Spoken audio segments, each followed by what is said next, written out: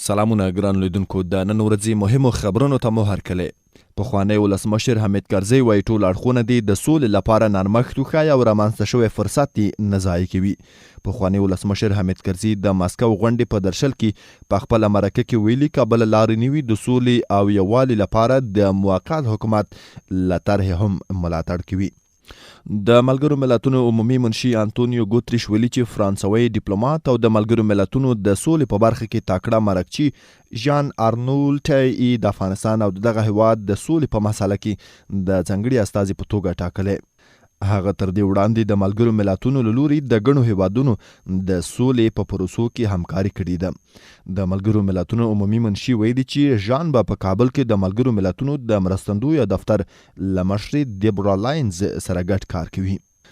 روغتیايي کارکونکي وایي په ځینو سیمو کې د پولیو پر ضد منفي تبلیغات د دې لامل شوي چې د دغه وایروس یو ځل بیا ډیر شي.